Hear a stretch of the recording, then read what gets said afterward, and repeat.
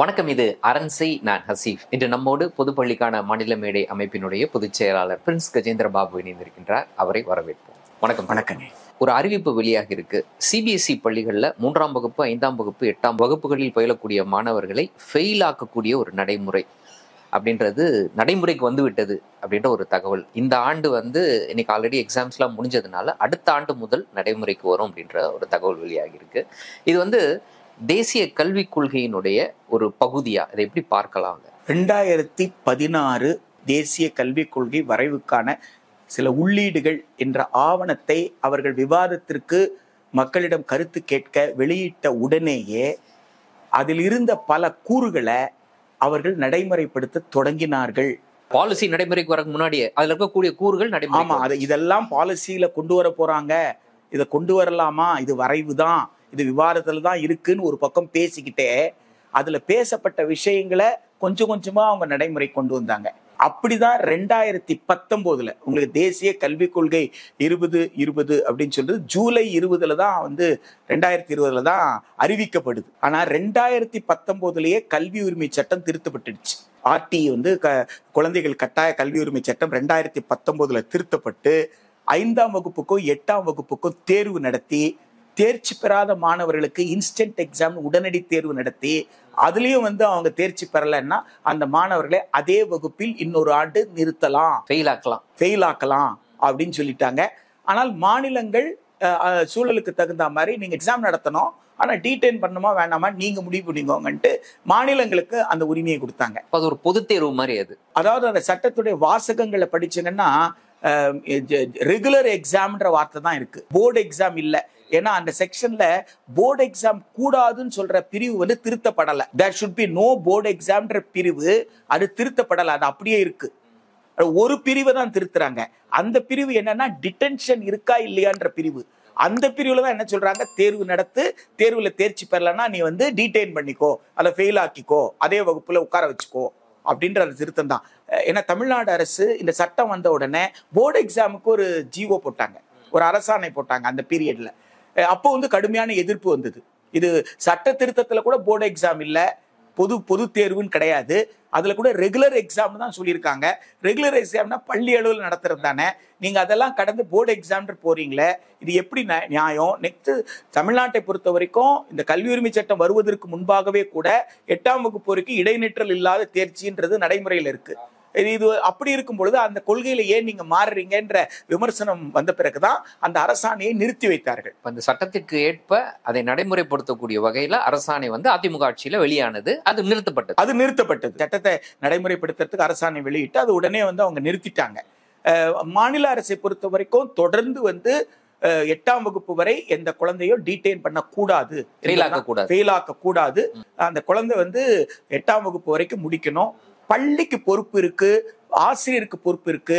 இதுக்கு பேரு all pass கிடையாது, ப்ரொவைட் ஆல் ஃபெசிலிட்டிஸ் தான். குழந்தைக்கு என்னென்ன மாதிரியான சூழல் தேவைப்படுதோ சூழலை உருவாக்கி கொடுங்க, அந்த என்விரான்மெண்ட்டை கொடுங்க.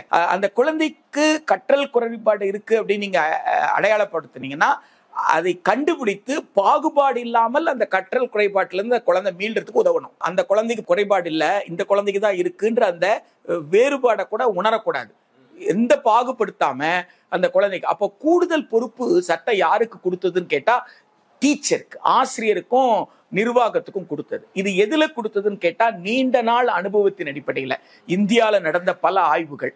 இந்த கல்வி உரிமை சட்டம் 2009 இந்த பிரிவு எழுதுறதுக்கு முன்னாடி ஆய்வு நடத்தியிருக்காங்க, ஆய்வு அறிக்கைகள் இருக்கு. அந்த ஆய்வு அறிக்கை என்ன சொல்லுதுன்னா, ஒரு குழந்தைய ஃபெயில் ஆக்குறதன் மூலமாக அந்த குழந்தை மீண்டும் நன்றாக படித்து விடுகிறது என்பது தவறு, அப்படி நடக்கல, அதனால அந்த குழந்தைக்கு பாதிப்பு தானே தவிர நன்மை இல்லை என்கின்ற வழியில ஆய்வேடு எல்லாம் இருந்தது. வலைதளத்துல அவங்க வலைதளத்துல இந்த என்சிஆர்டி வலைதளத்துல இருந்தது.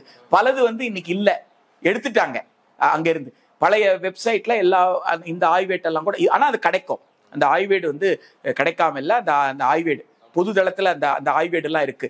இந்தியால மட்டும் இல்ல, சர்வதேச அளவுல இந்த ஆய்வுகள்லாம் நடத்தப்பட்டு தான் குழந்தை பருவத்துல ஒரு குழந்தைக்கு ஃபெயிலுன்னா என்னன்னு புரிஞ்சுக்க முடியாது. அதை வந்து ஒரு தண்டனையா கூட எடுத்துக்காத. 3ஆம் வகுப்பு 5ஆம் வகுப்புலாம் புரிஞ்சுக்க முடியும். 8 வயசு குழந்தை 10 வயசு குழந்தைன்னா அந்த குழந்தைக்கு ஃபெயில்னா என்னன்னு தெரியும். என் நண்பர்கள்லாம் அடுத்த கிளாஸ்க்கு போயிட்டாங்க, நாம போக முடியலையே, அதுதான் உளவியல் தாக்கம். அது மட்டும் இல்ல, வீட்டுக்கு வந்தவன ஏன்டா உன் ஃப்ரெண்டு போயிட்டா நீ உனக்கு என்னடா ஆச்சு அப்படின்னு கேட்கும்போது அந்த குழந்தைக்கு ஏற்படக்கூடிய அந்த உளவியல் தாக்கம், இந்த தாக்கம் தான் அந்த குழந்தைய வந்து ஒரு பெரிய அளவுக்கு வந்து ஒரு பாதிப்புக்கு வந்து உண்டாக்குது. எனவே அத்தகைய உளவியல் தாக்குதலுக்கு இது குழந்தை மீது நடத்தப்படுற வன்முறை. அத்தகைய வன்முறை கூடாது என்பதுதான். எப்படி வந்து கார்போரல் பனிஷ்மெண்ட் கூடாதுன்னு சொல்றீங்களோ, குழந்தைகளை உடல் ரீதியாக துன்புறுத்தக்கூடாதுன்னு சொல்ற மாதிரி, வார்த்தைகள் மூலமாக துன்புறுத்தக்கூடாதுன்னு சொல்ற மாதிரி, தேர்ச்சியின்மைன்றது நீ பாஸ் இல்ல நீ ஃபெயிலு அப்படின்னு சொல்றது கூட குழந்தையின் மீது நடத்தப்படுற ஒரு வன்முறை. அதை செய்யாதீங்க அப்படின்றதுதான் உலக அளவில் இருக்கக்கூடிய சைல்டு சைக்காலஜிஸ்ட் அந்த ஆய்வுகள்லாம் சேர்த்துதான் கல்வியில இப்படி ஒரு கொள்கை எடுக்க வேண்டிய சூழல். சரி, அதே நேரத்துல இப்போ இதை ஆதரிக்கக்கூடிய நபர்கள் கேட்கக்கூடிய ஒரு கேள்வி, இப்போ 2 மாணவர்கள் இருக்காங்க. ஒருத்தருக்கு வந்து அவருடைய பெயரே அவரால் எழுத முடியல, 3ஆம் வகுப்பு வரைக்கும் வந்துட்டாரு, அவருடைய பெயரையே அவருடைய தாய்மொழியில் அவரால் எழுத முடியல, அவரால் கையெழுத்து போட முடியல.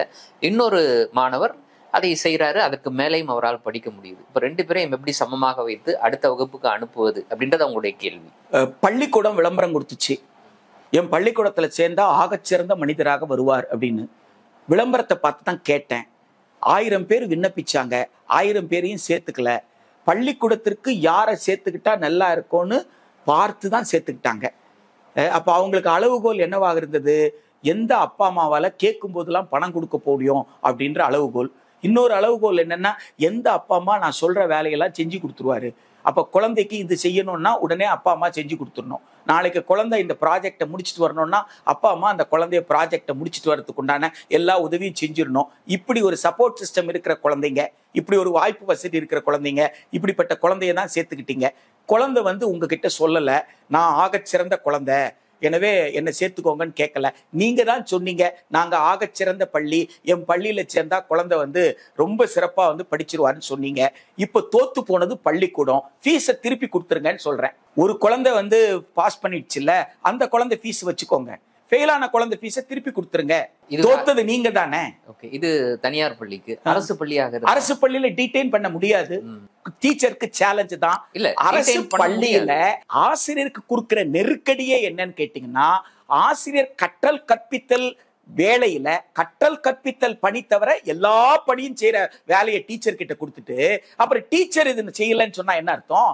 டீச்சருக்கு அலுவலக ஊழியர் கொடுன்னா கொடுக்கறதே கிடையாது. ஸ்கூல்ல ஒரு கேம்ஸ் டீச்சர் வேண்டும். அந்த கேம்ஸ் டீச்சர்னாலதான் ஸ்ட்ரெஸ்ஸை குறைக்க முடியும் குழந்தைகளுக்கு.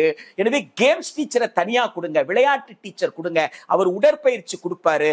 அவர் தான் குழந்தைக்கு உண்டான மன அழுத்தத்தை உடல் ஆரோக்கியத்தை உத்தரவாதப்படுத்த முடியும்னா பிசிக்கல் எஜுகேஷன் டீச்சர் கிடையாது.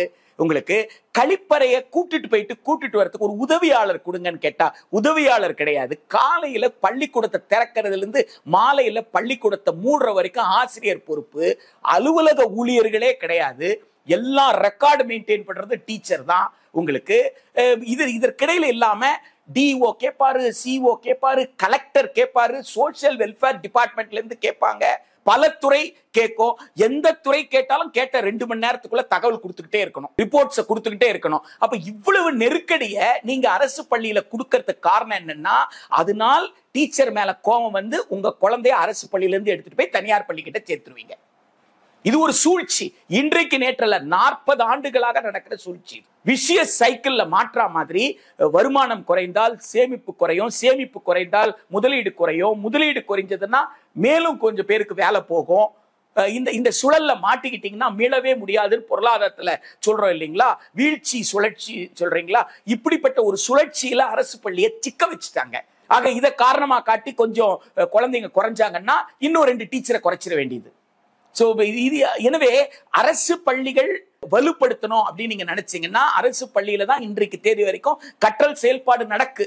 ஆசிரியர்களுக்கு கற்றல் கற்பித்தல் தவிர வேற எந்த பணியும் கொடுக்கறது இல்ல. ஆசிரியருக்கு தேவையான உதவியாளர்களை கொடுப்போம்னு வாங்க. எங்க ஐஏஎஸ் ஆபீசருக்கு கார் ஓட்ட தெரியாதான்னு நான் கேட்கிறேன். ஐஏஎஸ் ஆபீசர் கார் ஓட்ட தெரியும், ஆனா அவருக்கு ஒரு டிரைவர் கொடுக்குறீங்க. ஐஏஎஸ் ஆபீசர் கம்ப்யூட்டர் தட்ட தெரியாதா, டைப் அடிக்க தெரியாதா, ஆனா அவருக்கு ஒரு டைபிஸ்ட் கொடுத்துருக்கீங்க. ஒரு ஐஏஎஸ் ஆபீசருக்கு 4 பேர் கொடுக்குறீங்க குறைந்தபட்சம். ஆனா ஒரு டீச்சருக்கு ஒரு ஆபீஸ் அசிஸ்டன்ட் கொடுக்க மாட்டேன்னு சொன்னீங்கன்னா அப்ப குழந்தை மேல என்னதான் அக்கறை இருக்கு உங்களுக்குன்ற கேள்விதானே எழுகிறது. பாட கற்றல் கற்பித்தல் வேலையில தானே அந்த டீச்சர் அந்த வேலை செய்ய முடியும். இல்ல வேற நேரத்துல செய்யணும்னா அப்ப அந்த டீச்சர் எப்ப தன்னை தயார்படுத்திக்கிறது? எனவே குழந்தையின் மீது அக்கறைப்படக்கூடிய அரசு இருக்குன்னு சொன்னா அந்த அரசு ஆசிரியர்களை மகிழ்ச்சியோடு வச்சிருக்கும். அப்ப எந்தெந்த இடத்துல ஆசிரியர்களை மகிழ்ச்சியோடு வச்சிருக்காங்களோ அந்த இடத்துல எல்லாம் குழந்தை வந்து மகிழ்ச்சியோடு படிக்கும். சரி, நீங்க சொன்ன இந்த மாதிரியான குறைபாடுகள் எல்லாம் இருக்கக்கூடிய இதே மாநிலத்துல இன்னைக்கு கல்வி அளவுல பார்க்க போனா மற்ற மாநிலங்களோடு ஒப்பிடும்போது ஒப்பீட்டளவில் வந்து ஒரு மேல்நிலையில இருக்கிறோம். ஆனா அதே நேரத்துல இந்த 8ஆம் வகுப்பு வரை தேர்ச்சி அப்படின்றத நடைமுறைப்படுத்தக்கூடிய இந்த மாநிலம், அதுல நீங்க சொன்ன குறைபாடுகள் இருக்கு, நான் சொன்ன குறைபாடும் இருக்கு. இவற்றையெல்லாம் தாண்டி இன்னைக்கு ஒப்பீட்டளவுல பிற மாநிலங்களை விட நாம் கல்வியில் மேல்நிலையில இருக்கிறோம். அப்படின்ற போது இவங்க இப்ப சொல்றாங்கல்ல 3ஆம் வகுப்புல ஃபெயில் ஆகணும், 5ஆம் வகுப்புல ஃபெயில் ஆகணும், 8ஆம் வகுப்புல ஃபெயில் ஆகணும் அப்படின்றதுக்கு தமிழ்நாட்டில் நடைமுறையில் இருக்கக்கூடிய இந்த நடைமுறையை மாற்றி அமைக்க வேண்டும்னு சொல்றதுக்கு அவங்க கிட்ட வேற ஏதாவது இருக்கா? இப்ப நீங்க சொன்ன இந்த குறைபாடுகளை தாண்டி அவங்களுக்கு வேற ஏதாவது காரணம்? தேசிய கல்விக் கொள்கை இந்த குறைபாட்டை களைவது அவங்க நோக்கம் இல்லைங்க, அரசு பள்ளியை அழிப்பதுதான் நோக்கம். இந்த குறைபாடுன்னு தெரிஞ்சுட்டா உடனே என்ன சொல்லணும்? ஐயா உங்ககிட்ட இவ்வளவு குறைபாடு இருக்கு, நீ ஒரு ஆபீஸ் அசிஸ்டன்ட் போடு, நீ ஒரு பிசிக்கல் எஜுகேஷன் டீச்சர் போடுன்னு தானே சொல்லணும். அதை பற்றி அவங்க கவலைப்படவே இல்லையே. தமிழ்நாட்டுல 38,000 பள்ளிக்கூடத்தை மூடுவது எப்படி என்ற செயல் திட்டம் தான் தேசிய கல்விக் கொள்கை 2020. தனியார் நடத்தட்டும், நீ ஏன் நடத்துற? நான் சொன்னது காரணம் என்னன்னா 1980க்கு அப்புறம் தான் நம்ம உலக வங்கி கிட்ட கடன் வாங்கணும். அது வரைக்கும் கடன் வாங்கல. எனவே 1986 கல்விக் கொள்கையில தான் இந்த பிரச்சனையே வருது. இந்த தேசிய கல்விக் கொள்கை 2020 எடுத்து படிச்சீங்கன்னா ப்ரீவியஸ் ஹிஸ்டரின்னு கொடுத்திருப்பாங்க ஒரு 3 வரி. அந்த 3 வரி முந்தைய வரலாறு எடுத்து படிச்சு பாருங்க. 1986/1992 நிறைவேற்றாமல் போன கல்விக் கொள்கை கூறுகளை இது நிறைவேற்றும். அப்ப 1986 1992 நிறைவேற்ற போடாமல் என்ன மொத்தமா சந்தை கிட்ட கொடுக்கிறது, தனியாரே நடத்திட்டோம் சொல்றதுக்கு. தனியார் வியாபாரம் செழிக்கணும்னா பையனை 3ஆம் கிளாஸ்ல ஃபெயில் ஆக்கணும், 5ஆம் கிளாஸ்ல. அப்ப டபுள் டைம் படிப்பான்ல.